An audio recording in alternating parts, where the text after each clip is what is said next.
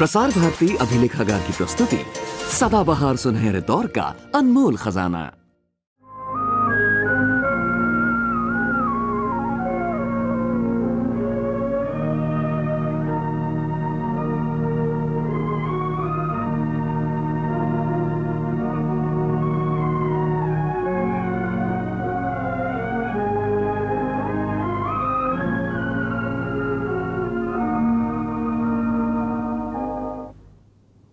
पिछले कार्यक्रम में स्वामी जी ने ये बताया कि हर्निया से पीड़ित लोगों को कौन कौन से आसन करने चाहिए, लेकिन ये नहीं बताया कि कौन से आसन नहीं करने चाहिए।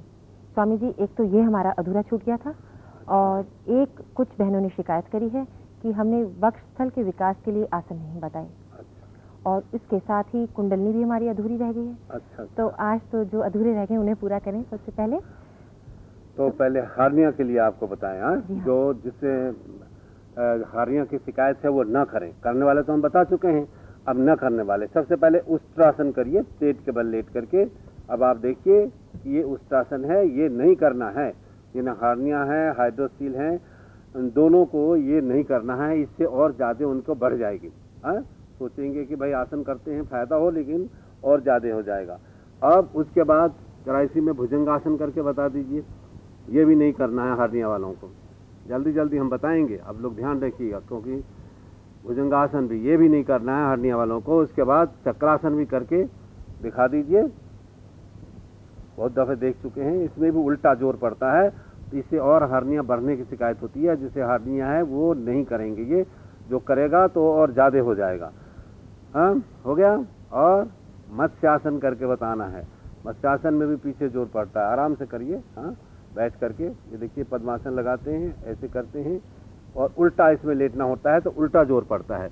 उल्टा जोर पड़ने से हार्निया पे और जोर पड़ेगा, तो इसलिए ये भी नहीं करना है उनको।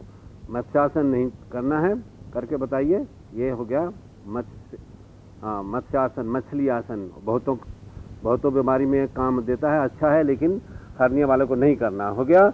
अब उत्तान कूर्मासन करके बताइए।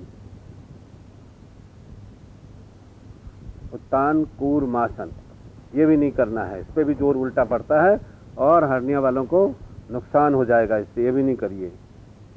ये है उत्तान कूर्मासन, ये भी नहीं करना है। और सुप्त वज्रासन भी नहीं करते हैं, और कभी कभी घुटने पर दूसरे लोग हाथ रखते हैं और बार बार ऊपर नीचे आते हैं, ऐसा भी प्रैक्टिस करते हैं। अर्थात जो उल्टा वाला है ये नहीं करना चाहिए। ये हर्निया के लिए तो हो गया, बस रहने दीजिए। हर्निया जिनको है, हाइड्रोसील है, उनको ये सब जो आसन आज हमने बताया है ये नहीं करना है। हो गया। अब क्या शिकायत है आपकी दूसरी, ये बताइए। स्वामी जी, मेरे से बहुत सी बहनों ने शिकायत करी है कि मैंने उनके वक्षस्थल विकास के लिए उनसे प्रश्न नहीं पूछे। अच्छा। तो इनके मैं नाम पढ़ दूं जिन्होंने शिकायत की है। जरूर नाम पढ़िए। नई दिल्ली से कुसुम, सुनीता, कमलेश, सुशीला, संगीता, गीता, रीना, शाहदरा से शशि, मुजफ्फरनगर से रेखा रानी, गाजियाबाद से सरजीत कौर, अलवर से रंजनी, वंदना। तो स्वामी जी, अब कृपा करके आप वो आसन बता दीजिए। अच्छा, सबसे पहले वो बताइए, सूक्ष्म में खड़े हो जाइए। और वक्षस्थल विकासक हमारे एक 48 एक्सरसाइजेज हैं, 48 हैं सूक्ष्म व्यायाम, जो ये हिमालय से हमारे गुरु महाराज जी लाए थे, क्योंकि पहले भारतवर्ष की चीज़ें महाभारत के बाद ये लुप्त हो गया था, तो इसे सूक्ष्म व्यायाम कहते हैं। उसमें जो वक्षस्थल विकासक है उसको जरा करके बताइए। अब देखिए, इसमें पीछे जाते हैं, इसे वक्षस्थल विकासक उसमें नाम दिया गया है। वो सर से लेके पांव तक 48 क्रियाएं हैं उसमें। अच्छा, अभी दूसरा ढंग बताइए इसका। दूसरा है, अब इसमें श्वास भरते हैं। आप देखेंगे कि लंग्स में ज़्यादा से ज़्यादा श्वास ऑक्सीजन जाए जिसमें। अब फेफड़ा जिसका नहीं ज़्यादा मुलायम होता है वो बुढ़ा हो जाता है, तो इसमें ये करना है उसका। पूर्ण भुजा शक्ति विकासक भी बताइए जरा। पूर्ण भुजा शक्ति, ये सब सूक्ष्म व्यायाम के अंदर आता है। 48 क्रिया है, जरा पूर्ण भुजा शक्ति विकासक बताइए। श्वास भरते हैं इसमें।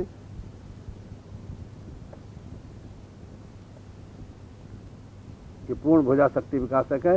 इसमें श्वास भरते हैं और फिर छोड़ते, अब उल्टा करिए। इसमें श्वास अंदर भरते हैं और फिर इसको चलाते हैं। ये हो गया, बस। हाँ, उसके बाद स्कंद तथा बाहुमूल शक्ति विकासक। स्कंद, इसमें भी श्वास भरते हैं, ऐसे हिलाते हैं। स्कंद तथा बाहुमूल शक्ति विकासक हो गया। अब उष्ट्रासन जरा करके बताइए। ये भी बहुत अच्छा है।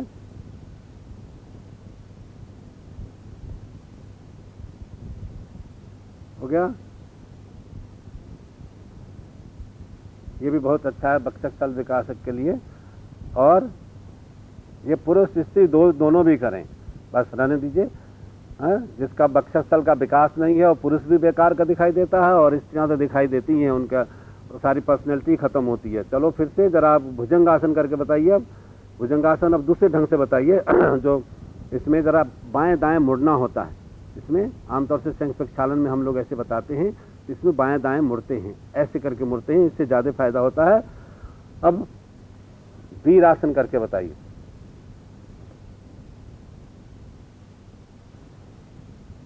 वीरासन करके बताइए।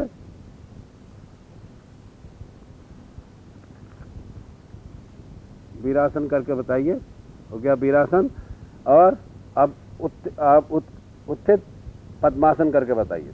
उत्थित पद्मासन अर्थात उठा हुआ पद्मासन। अब देखेंगे जो अभ्यास करेंगे उनको ही पता लगेगा, काफी जोर पड़ता है इसमें। फिर आइए नीचे, फिर आइए। अब जो अभ्यास करेगा उसको पता लगेगा कि कहाँ का। कभी कभी डॉक्टर लोग भी बहुत से बताते हैं इन चीज़ों के लिए, लेकिन कभी कोई ठीक बता पाते हैं, कभी कोई ठीक नहीं बता पाते हैं। लेकिन आप देखिए, करके फिर से देखिए, फिर से देखिए, ये देखिए, ऐसे जो करेंगे उनको खुद पता लगेगा कि कहाँ कहाँ जोर पड़ रहा है और कैसा होता है। अब एक और बता दीजिए, तो बहुत सारे हैं। हाँ, पाद स्कंध दंडासन। पाद स्कंध दंडासन ये बता दीजिए। पाद स्कंध दंडासन।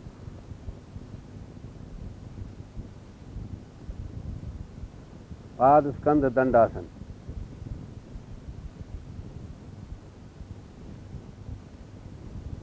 हो गया। तो ये हैं आसन। तो जो बस रहने दीजिए। अब ये है जरा कठिन है, ये नहीं कर पाए तो जो पहले हमने बताया है उतना ही बताएं तो अच्छा है, लेकिन अगर सब कर पाए तो बहुत ही अच्छा है। तब देखिए जो दो चीज छूट गई थी वो हमने आपको बता दिया। स्वामी जी एक चीज और छूट गई थी। अच्छा, आप कुंडलनी के नाम बता रहे थे, वो अधूरे रह गए थे। अच्छा, आप कुंडलनी के नाम बता रहे थे। तो कुंडलनी का ऐसा है, तो मैंने पहले बताया, लंबा चौड़ा चलेगा। तो कुंडलनी का नाम बता रहे थे हमने, बालरंडा के बारे में बता दिया था। हाँ। और बालरंडा तपस्विनी बता रहा था मैं, तो बीच में ही समय खत्म हो गया था। तो वो तपस्विनी इसलिए इसको कहा गया है कि जो कुछ काम तपस्या से आदमी प्राप्त करता है वो सारा काम कुंडलनी जगने से हो जाता है, इसलिए इसे तपस्विनी कहा गया है। हमारे यहाँ रामायण में तुलसीदास जी लिखते हैं कि तप बल रचई प्रपंच विधाता और तप बल विष्णु सकल जगत्राता और तप आधार सब सृष्टि भवानी और करई जाय तप यश दिया जानी। कहते हैं कि ब्रह्मा जो है कि तपस्या के बल से ही सारी सृष्टि को करता है और विष्णु तपस्या के बल से ही सारे इसका पालन पोषण करता है। और तप बल शंभु करई संहारा, और तपस्या के बल से जब सृष्टि खत्म होती है तो शंकर इसको संहार करता है, अर्थात एकदम फिर से खत्म कर देता है। किसी को विनाश करने के लिए भी ताकत चाहिए, ऐसे नहीं है कि बिना ताकत के खत्म हो जाए। तो और तपयाधार सब सृष्टि भवानी और करई जाई तप असजिया जानी। तो नारद जी ने उपदेश दिया है, पार्वती अगर तुम्हें शंकर जी का अगर चाहिए जैसा पति तो जाके तुम तपस्या करो। तो एक कुंडलनी के जगने से काफी शक्ति, महान शक्ति आ जाती है। और ब्रह्मा जब सृष्टि करने लगा तो उसे भी ताकत नहीं थी, तो ब्रह्मा ने बड़े भारी तपस्या की। तो उसमें तप दो शब्द उसके कानों में आया कि तप जब असहाय होगा कि भाई करूं क्या, कैसे करूं सृष्टि, उसको कुछ समझ में नहीं आ रही थी। तो आकाशवाणी हुई तव और पव, तो वो दो शब्द उसके कानों में आई तो उसने सृष्टि रचना शुरू कर दी ब्रह्मा ने। तो तपस्या से सब कुछ मिल जाती है। विश्वामित्र ने तपस्या के बल से ऐसी कुंडलनी जगी थी जिसकी वजह से उसने सृष्टि करना शुरू कर दी, उसने विश्वामित्र ने। तो इसलिए कुंडलनी के वजह से सारी कुछ मिल जाती है, इसलिए इसे तपस्विनी कहा है। बालरंडा तपस्विनी। अब आगे नाम इसका सती भी कहा है। मैंने 16 नाम बताए थे ना, तो सती भी इसे कहा है। अब सती के लिए बताया है हमारे यहाँ शास्त्रों में, सती के लिए तो बहुत कुछ बताया है कि सती में इतनी ताकत होती है। आपने सुना होगा कि एक कहते हैं हमारे यहाँ पूर्व काल में एक कहानी है कि एक स्त्री थी, वो अपने पति को, उसका पति था क्या कहते हैं कोढ़ थे उसके, और अपने पति को ले जा रही थी वो, तो किसी ऋषि के शरीर में छू गई। तो उसने श्राप दे दिया कि जा, जिसको तुम ढोए हुए जा रही है, ये सुबह होते हुए तुम्हारा ये पति मर जाएगा, सूरज होते हुए। तो उसमें इतनी शक्ति थी कि उसने कहा था सूरज होते उदय होते हमारा पति मर जाएगा। मैं कहती हूँ अगर मैं सचमुच के सती हूँ तो कल सूरज उदय ही नहीं होगा। अब बड़ी मुसीबत हो गई, सूरज उदय ही नहीं होगा। अब सारे देवता आए, बड़ी मुसीबत हुई। फिर अनसुईया जब बहुत सती मानी गई हैं, ब्रह्मा और विष्णु और शंकर तीनों को बालक बना लिया है, इतनी उनमें शक्ति थी। पर अनसुईया ने उनसे प्रार्थना करी कि हे सती, तुम ऐसा करो कि तुम जो उनके जो शब्द है, श्राप है, वो तो होगा ही, सवेरे तुम्हारा पति जरूर मर जाएगा, लेकिन मैं अपने सतीत्व से तुम्हारे पति को फिर से जिला दूंगी, इसलिए तुम सूरज को उदय होने दो। तो कहते हैं कि फिर वो सूरज उदय हुआ और अनसुईया ने अपनी सतीत्व से उसके पति को फिर से जिला दिया। अर्थात सती इसलिए बताई गई है कि कुंडलनी जग जाने पर ऐसी कोई सी दुनिया में ताकत नहीं है जो कि इससे न हो पाए। अर्थात असंभव कार्य जो है वो सारे संभव, प्रकृति के खिलाफ, अर्थात सारे प्रकृति हम लोग जितनी है सब प्रकृति क्या होती है, लेकिन उसके खिलाफ चलने की ताकत किसमें हो जाती है, जब कुंडलनी जग जाती है। इसलिए इसे सती कहा गया है। और कबीरदास जी ने इस कुंडलनी के बारे में और स्त्रियों के बारे में मिला जुला करके और साड़ी और चुंदी के बारे में बहुत सारी चीज़ें बताई है। तो वो कुंडलनी के बारे में लोगों को जल्दी समझ में नहीं आता है, लेकिन मैं आपको बताता हूँ। एक उनका भजन है, आप कहें तो मैं सुना दूँ। जरूर सुनाइए। उसमें लिखा है कि चुंदरी में दाग कहाँ से लागा। कहते चुंदरी बोला है शरीर को कि चुंदरी में दाग कहाँ से लागा, कि यह चुनरी है रंग महल की, कि रही खुटरी में टांगा, और दो दो सिपहिया पहरा दे तुम्हें, कि सासन नद घर जागा, सुंदरी में कि दाग कहाँ से लागा, सुंदरी में कि दाग कहाँ से लागा। अब अर्थ इसका मुसीबत होता है। कहते हैं यह चुनरी है रंग महल की। रंग महल, उन्होंने इस शरीर को भी रंग महल कहा है। एक दफे हमने बताया था कि सैया निकसी गए मैना लरी थी, कि रंग महल के 10 दरवाजा, कि ना जाने कौन खिड़की खुली थी।